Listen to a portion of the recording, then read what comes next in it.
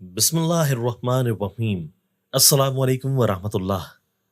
محترم ناظرین، حدیث شریف ابن ماجہ میں نبی کریم صلی اللہ علیہ وآلہ وسلم نے ارشاد فرمایا، جس کا مفہوم کچھ یوں ہے کہ دو بہنوں کو ایک کپڑے میں اور دو بھائیوں کو ایک جگہ پر نہیں سونا چاہیے۔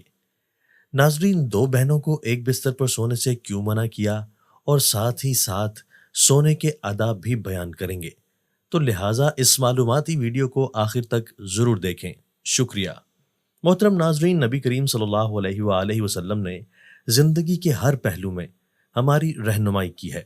آپ صلی اللہ علیہ وآلہ وسلم نے محرم بھی بتا دیے اور نامحرم بھی بتا دیے، اور جو محرم رشتہ ہے وہ کتنا پاکیزہ ہے، اور غیر محرموں سے پردہ کو واجب قرار دیا۔ یہ بھی ایک حکمت ہے اور ایک کامیاب زندگی گزارنے کا طریقہ سکھایا ہے۔ انسانی زندگی کے تمام مراحل میں آپ صلی اللہ علیہ وآلہ وسلم نے ہماری رہنمائی فرمائی ہے، یہاں تک کہ نیند کی حالت کو بھی فراموش نہیں فرمایا۔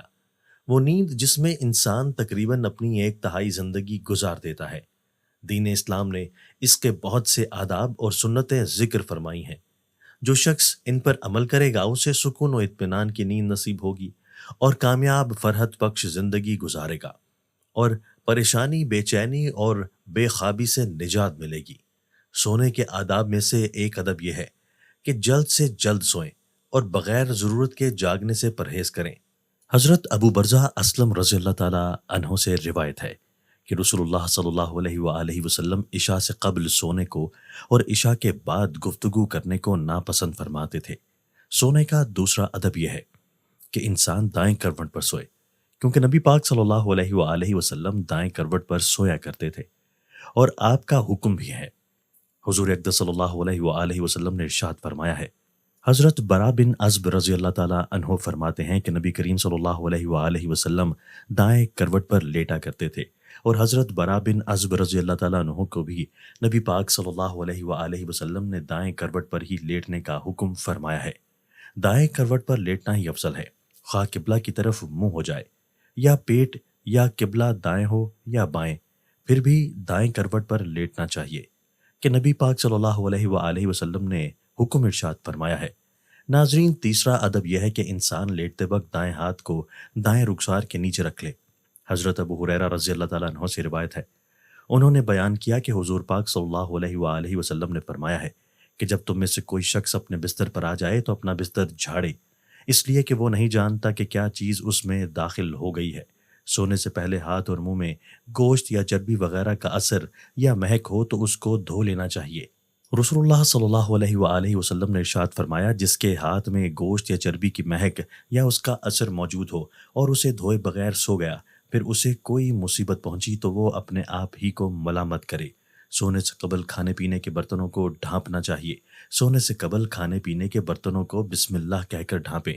اگر کوئی چیز نہ ملے تو کم سے کم ایک لکڑی ہی صحیح بسم اللہ کہہ کر ان پر رکھ دے، اس لیے کہ شیطان بند دروازوں کو اور ڈھکے ہوئے برتنوں کو نہیں کھولتا۔ ناظرین، سونے سے پہلے آگ اور چراغ بجھا دیا کریں۔ حضرت جابر بن عبداللہ رضی اللہ تعالیٰ عنہ سے روایت ہے کہ رسول اللہ صلی اللہ علیہ وآلہ وسلم نے فرمایا کہ رات میں جب تم سونے جاؤ تو چراغ بجھا دو اور دروازے بند کر دو۔ حضرت عبداللہ ابن عمر رضی اللہ تعالیٰ عنہ کہتے ہیں کہ نبی کریم صلی اللہ علیہ وآلہ وسلم نے فرمایا، سوتے وقت اپنے گھروں میں آگ کو جلتے ہوئے نہ چھوڑو۔ ایک اور روایت میں ہے کہ چراغ بجھا دو، کیونکہ بعض اوقات چوہا چراغ کی بتی کو بھڑکا کر گھر والوں کو جلا ڈالتا ہے۔ ایسی چھت پر سونا منع ہے جس کے اطراف کوئی آڑ نہ ہو جو گرنے پڑنے سے روک سکے۔ رسول اللہ صلی اللہ علیہ وآلہ وسلم نے ارشاد فرمایا کہ جو شخص ایسی چھت پر سوئے جس کے اطراف کوئی آڑ نہ ہو اور وہ اوپر سے گر کر مر جائے یا اسے کوئی نقصان پہنچے تو وہ اللہ کی ذمہ داری سے بری ہے۔ اب ہم اپنے موضوع کی طرف آتے ہیں کہ حضور پاک صلی اللہ علیہ وآلہ وسلم نے دو بھائیوں یا دو بہنوں کو ایک بستر پر سونے سے کیوں منع کیا ہے۔ محترم ناظرین، اسلام انتہائی صاف ستھرا اور پاکیزہ دین ہے۔ اس کے احکامات انتہائی عمدہ، تقوی، خوف باری تعالیٰ اور پاکیزگی پر مبنی ہے۔ اسلام جہاں ظاہری گندگی سے بچنے کی تلقین کرتا ہے، اس کے ساتھ ساتھ اچھی اور پاکیزہ زندگی گزارنے کی بھی تلقین کرتا ہے۔ دین اسلام ایسے انتظامات مسلم معاشرے کو دیتا ہے جس سے ہر فرد کی روحانی تربیت بھی ہوتی ہے۔ اسلام نے والدین کے لیے جہاں انہیں خود گناہ کے کاموں سے بچنے کی تلقین کی ہے، وہاں پر اپنی اولاد پر بھی نظر رکھنے کا حکم فرمایا ہے کہ نبی پاک صلی اللہ علیہ وآلہ وسلم نے ارشاد فرمایا، جب تمہارے بچے 7 سال کے ہو جائیں تو انہیں نماز پڑھنے کا حکم دیں، اور جب 10 سال کی عمر کے ہو جائیں تو انہیں نماز نہ پڑھنے پر ماریں اور ان کے بستروں کو الگ کر دیں جب وہ 10 سال کے ہو جائیں۔ محمود محمد رحمۃ اللہ علیہ کی شرح میں لکھتے ہیں کہ ان کے بستر جدا جدا کر دو۔ اس کا مطلب یہ ہے کہ ان کے سونے کی جگہ الگ الگ بناؤ، اس لیے کہ جب وہ 10 سال کو پہنچتے ہیں تو بلوغت کی ادنا حد تک قریب ہو جاتے ہیں، ان کی شہوت زیادہ ہو جاتی ہے اور ان پر فساد و خرابی کا ڈر ہوتا ہے۔ یہ اس بات پر دلیل ہے کہ والی پر واجب ہے کہ وہ بچوں کے درمیان سونے کی جگہوں پر تفریق ڈال دے، اگرچہ وہ بھائی ہی کیوں نہ ہو، جب وہ 10 سال کی عمر کو پہنچ جائیں۔ حضور نبی کریم صلی اللہ علیہ وآلہ وسلم نے بچوں کو علیحدہ بستروں پر سلانے کا جو حکم آج سے 1400 سال پہلے دیا، آج کی ترقی یافتہ میڈیکل سائنس اور جنسیات کے ماہرین نہ صرف اس کو تسلیم کرتے ہیں بلکہ اس پر زور دیتے ہیں، اس کے فوائد گنواتے ہیں اور اس سے لاپرواہی برتنے پر برے انجام سے ڈراتے ہیں۔ اپنے بچوں کو جنسیات سے آگاہ کرو، جس کو انجمن معائنہ اطفال امریکہ نے تیار کیا ہے۔ کہتے ہیں کہ ضروری ہے کہ بچوں کو ایک بستر پر نہ سونے دیا جائے، اور بہتر تو یہ ہے کہ انہیں ایک کمرے میں بھی نہ سلایا جائے، کیونکہ جو بچے ایک بستر پر سوتے ہیں ان کے اندر رگڑ اور جسمانی ملاپ کا مرض رونما ہوتا ہے، اور رفتہ رفتہ یہ بچے جنسی کھیل کھیلنے لگتے ہیں۔ سونے کے کمرے میں ماں باپ کے ساتھ ساتھ بچوں کو سونا بھی کسی صورت حکمت اور دانائی سے خالی نہیں ہے، کیونکہ بچے ظاہر سوئے ہوئے نظر آتے ہیں لیکن حقیقت میں وہ جاگتے ہوتے ہیں۔ 2-3 سال کے بچوں کا بھی عام طور پر یہی حال ہے۔ ایسے بچے اپنے ماں باپ کو جنسی ملاپ کی حالت میں بیدار ہوتے دیکھ کر ڈر جاتے ہیں اور اکثر ان کا برا حال ہوتا ہے۔ بسا اوقات ایسا بھی ہوتا ہے کہ رات کی گہری سیاہی بھی ان کی آنکھوں پر پردہ نہیں ڈال سکتی، اس لیے کہ حرکات و سکنات سے بھی چھوٹے بچوں کی نیند اچاٹ ہو جاتی ہے اور نوخیز بچوں میں جنسی بے راہ روی کے جراثیم سرایت کر جاتے ہیں اور ابتدا سے ان کی عادتیں بگڑنے لگتی ہیں۔ ان عوارض کی کڑیوں کو ہم نہایت آسانی کے ساتھ بستر علیحدہ نہ کرنے کی اس غفلت کے ساتھ جوڑ دیتے ہیں، جس میں بچے ماں باپ کے ساتھ ایک کمرے میں سوتے ہیں اور ان کی حرکتوں سے متاثر ہوتے ہیں، جبکہ شریعت اور عقل کی روح سے اس کی سخت ممانعت وارد ہے۔ اس لیے ماں باپ کو اس سلسلے میں بڑی احتیاط اور سخت سے سخت ممانعت وارد ہے۔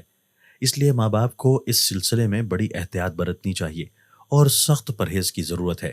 علامہ مناوی جامعہ صغیر کی شرح میں لکھتے ہیں کہ جب تمہاری اولاد 10 برس کی عمر کو پہنچ جائے تو ان کے بستر جہاں وہ سوتے ہیں جدا جدا کر دو، شہوت کی مصیبتوں سے ڈرتے ہوئے، اگرچہ 2 بہنیں ہی کیوں نہ ہوں۔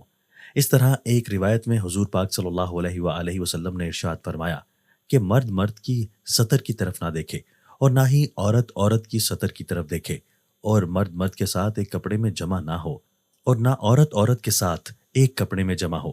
اس میں بھی یہ حکمت پیش نظر ہے کہ مرد و زن برائی سے محفوظ رہیں اور اپنے آپ کو گناہوں سے بچائے رکھیں، کیونکہ جب خلوت اور ایک ہی بستر میں انہیں سونے کی جگہ ملے تو شیطانیت کا دروازہ کھلنے میں دیر نہیں لگتی۔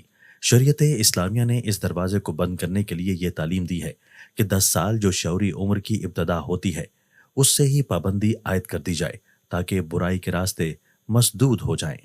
اس لیے ماں باپ کو اس بات کی طرف خصوصی توجہ دینی چاہیے اور اپنے بچوں کو اسلامی تعلیمات سے ہمکنار کرنے کے لیے پوری محنت اور تگ و دو سے کام لینا چاہیے، تاکہ ہمارے بچے دین اسلام کی طرز اور بتائے گئے سونے کے آداب پر عمل پیرا ہوں اور دین اسلام پر زندگی گزارنے کے آدابوں پر عمل کرتے ہوئے ہمارے نبی پاک صلی اللہ علیہ وآلہ وسلم کی شریعت پر عمل کر سکیں۔